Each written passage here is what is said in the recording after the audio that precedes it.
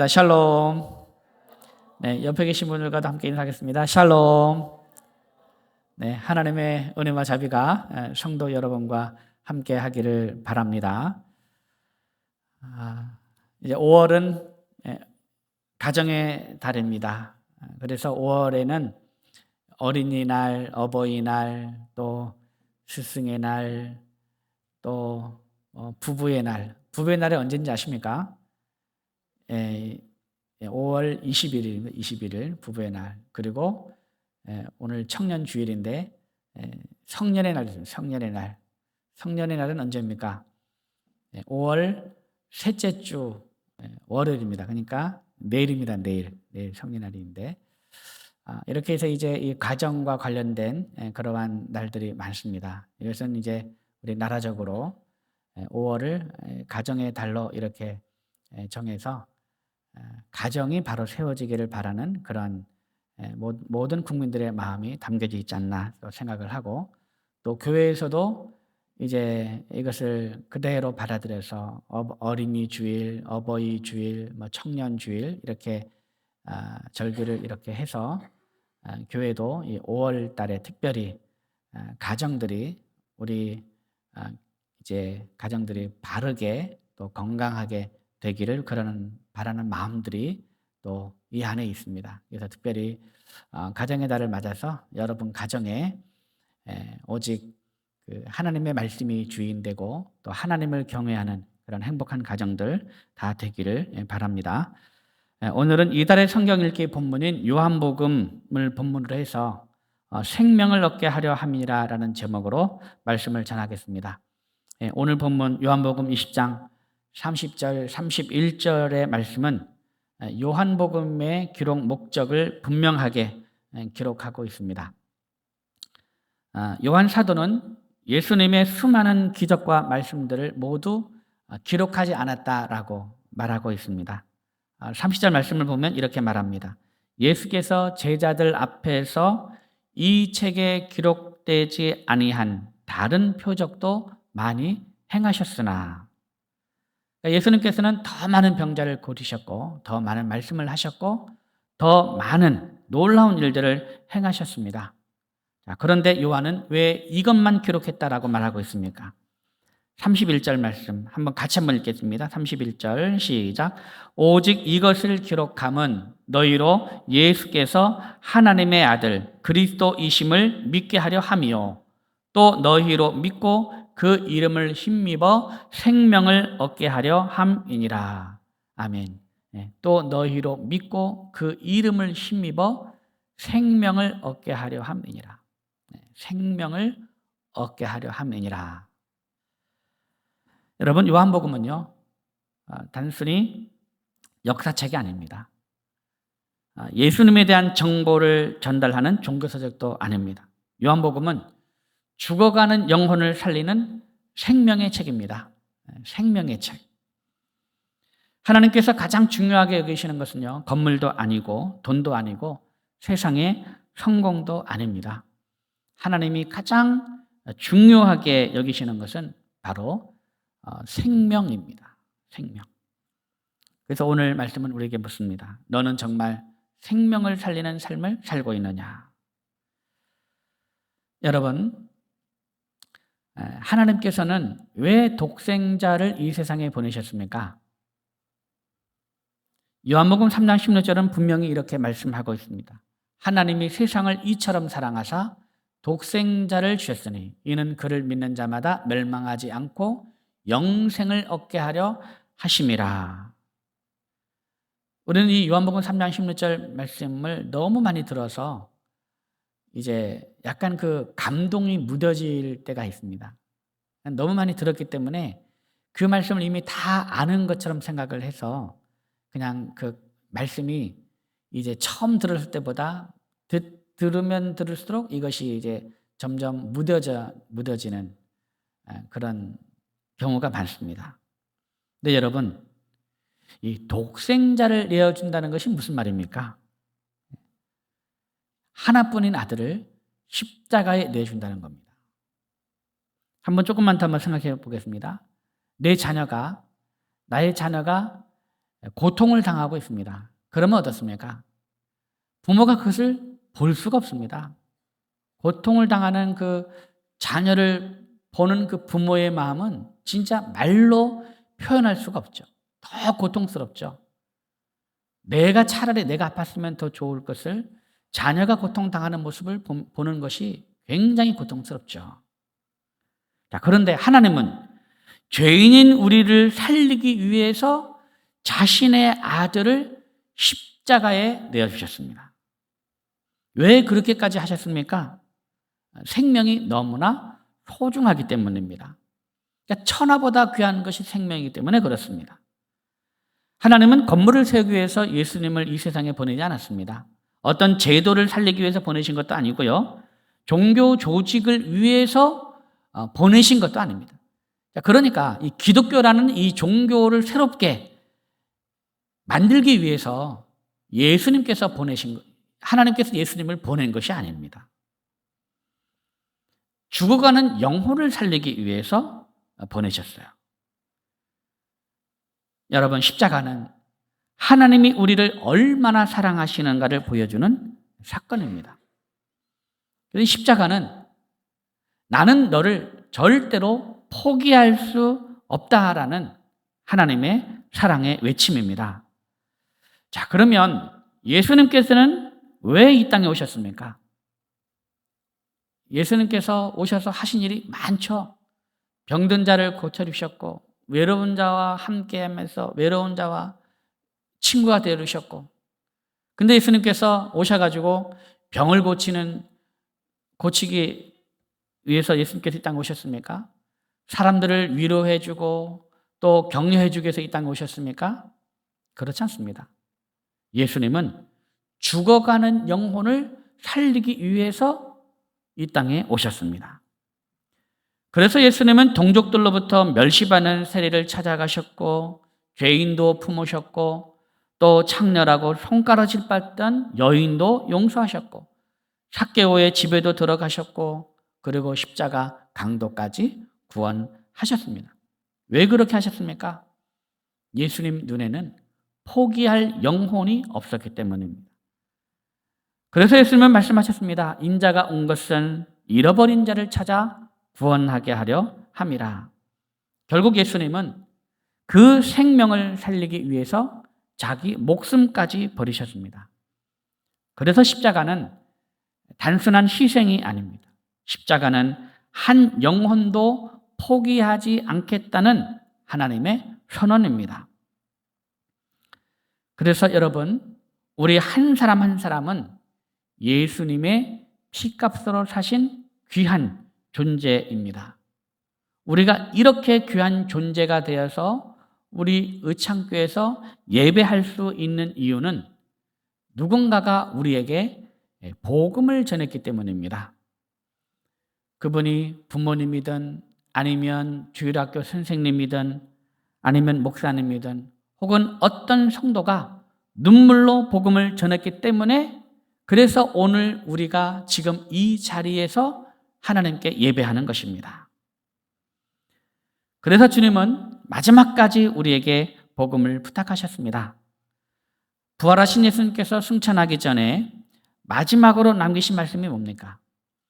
너희는 가서 모든 민족을 제자로 삼아.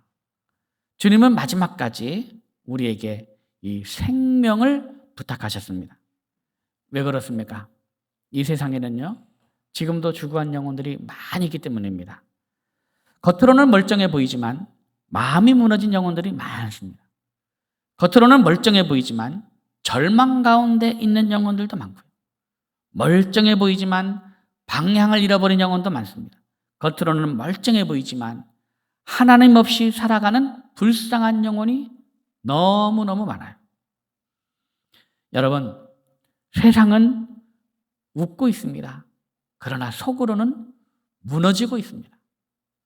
돈은 있는데 평안이 없고, 사람은 많은데 외롭고, 성공은 했는데 살아야 할 이유를 모르고 살아가는 사람들이 너무나 많습니다. 왜 그렇습니까?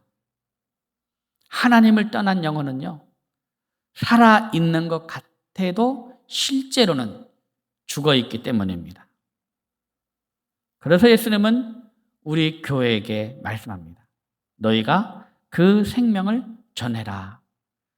고린도전서에도 이렇게 말씀합니다. 너희가 이 떡을 먹으며 이 잔을 마실 때마다 주의 죽으심을 그가 오실 때까지 전하는 것이니라. 여러분, 교회는 무엇을 하는 곳입니까? 교회는 단순히 모이는 곳이 아닙니다. 교회는 생명을 살리는 공동체이며 복음을 세상 가운데 흘려보내는 공동체입니다. 사랑하는 우리 의창교회 성도 여러분, 지난 5월 3일 주일에 우리는 합병 예배를 드렸습니다. 금금교회와 더사랑교회가 합병하는 것, 이것은 정말 여러분 쉬운 일이 아닙니다. 두 교회가 합병한다는 것은요, 우리가 신앙생활을 하면서 한번 경험할까 말까 하는 엄청난 그 일입니다. 각자가 소중하게 지켜온 역사가 있어요. 그리고 각자의 그 교회 정체성이 있습니다. 금금교회나 더사랑교회나 모두 다 교회를 소중하게 여기는 사람들이 모여서 지금까지 각자의 교회를 충성스럽게 섬겨왔습니다. 그런데 그 역사를 포기하고 두 교회가 새롭게 하나가 된다는 것은요, 결코 쉬운 일이 아닙니다. 그럼에도 불구하고 두 교회가 합병한 데는 나름의 이유가 있는 것이죠. 그런데 우리가 합병하고자 한 이유보다 더 중요한 것이 있습니다. 무엇이 더 중요하겠습니까? 우리의 이유가 아니라 하나님의 이유가 제일 중요합니다. 우리가 여기에서 이것을 놓치면 아무 의미가 없습니다. 두 교회가 합병하고자 한 이유보다 더 중요한 것은 하나님께서 합병하게 한, 하나님께서 두 교회를 하나가 되게 한 그 이유,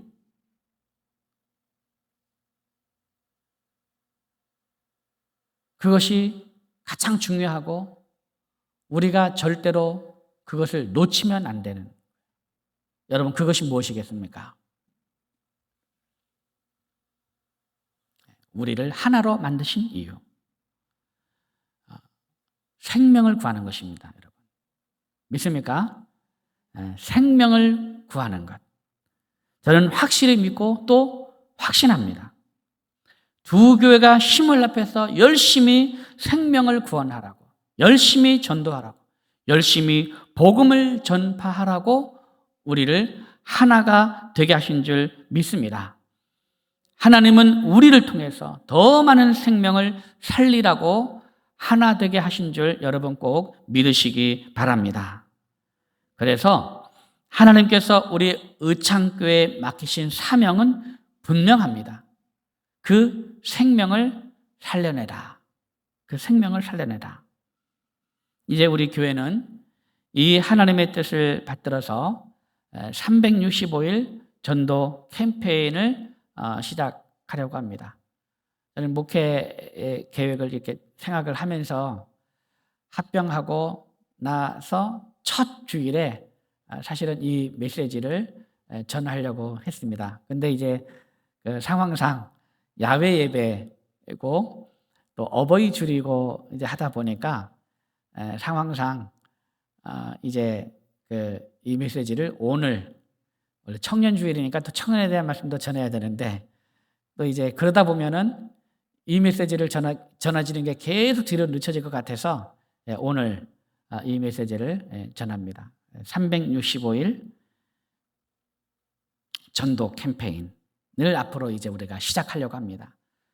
그래서 이제 메시지를 지금 전하면서 360일 전도 캠페인을 어떻게 하는지 이거를 매 주일마다 조금씩 이렇게 여러분에게 말씀을 전하면서 함께 공감을 하고 무엇보다도 그 하나님의 목적, 하나님이 왜 우리를 하나가 되게 하셔서 이렇게 하셨는지 그 목적을 우리가 다 공감하고 그래서 한번 멋지게 그 하나님의 그 사명을, 주신 사명을 한번 감당해 보려고 합니다. 네, 여러분, 이것은요, 단순히 교인 숫자를 늘리기 위한 행사가 아닙니다. 전도는 프로그램이 아니라 전도는 생명을 향한 하나님의 사랑입니다. 하나님께서 독생자를 내어 주실 만큼 사랑하셨던 그 영혼을 향한 순종이에요. 한 사람 한 사람이 얼마나 소중한 사람입니까? 하나님의 독생자를 십자가에 내어 주실 만큼 사랑한 그 영혼. 우리가 사실은 그러한 존재라는 거예요. 우리가. 별로 아무것도 아닌 것 같죠. 보면, 이 사람을 보면 아무것도 가진 것이 없는 것 같고, 이 사람 보면 별로 똑똑하지 않은 것 같고, 이 사람 보면 세상으로 가치로 따지고 사람들이 평가해야 하면 아무것도 아닌 것 같아도. 근데 우리 한 사람 한 사람의 그 영혼의 가치는 그렇지 않습니다.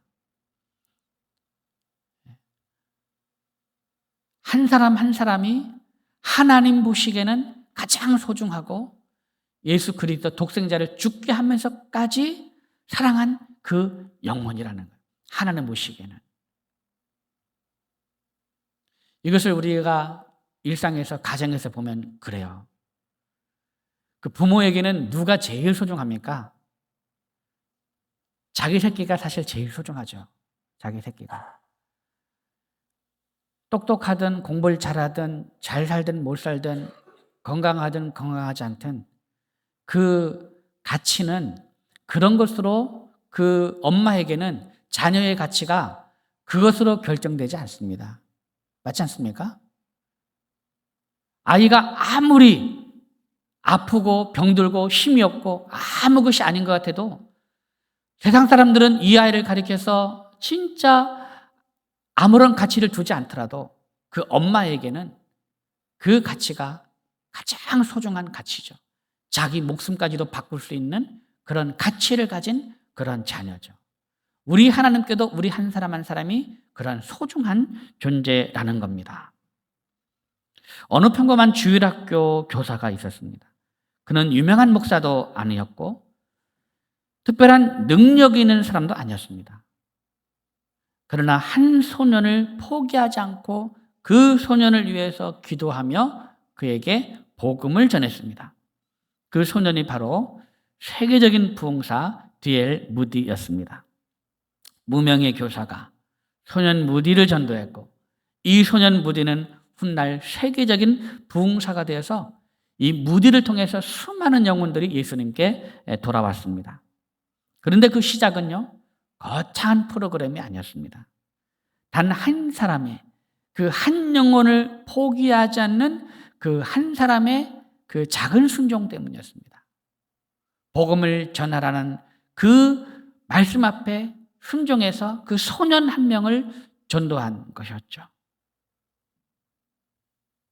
사랑하는 여러분, 우리가 전하는 한 사람을 하나님께서 어떻게 사용하실지는 아무도 모릅니다. 저도 어떤 한 권사님의 전도를 받아서 저도 청소년, 학생, 강동엽 학생이 저도 예수를 믿어가지고 근데 그분이 교회 함께 가자라고 말을 할 때 제가 이렇게 될 거라고는 생각을 못했을 겁니다. 한 번 교회 들어갔을 뿐인데 아무도 모릅니다. 우리가 전하는 그 복음을 듣는 그 사람이 그 사람을 하나님께서 어떻게 사용하실지는 아무도 모르죠.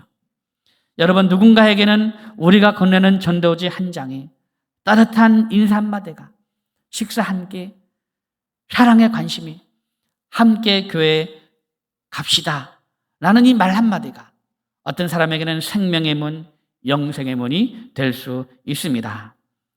그리고 우리가 전도하지 않는 사이에도 누군가는 절망 속에서 울고 있습니다.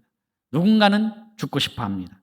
누군가는 하나님 없이 멸망의 문을 향해서 걸어가고 있습니다. 그래서 하나님은 오늘 우리에게 말씀하십니다. 그 생명을 살려내라.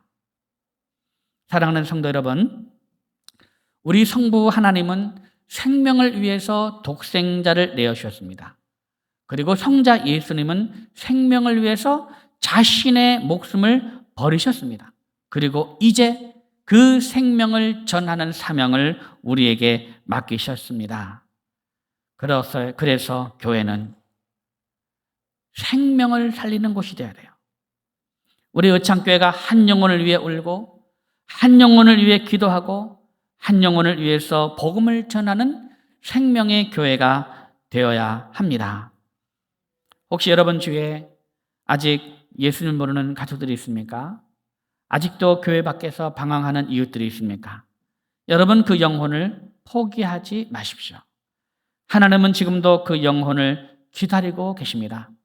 집을 나간 탕자를 기다리는 아버지처럼 오늘도 돌아오기만을 기다리고 있습니다.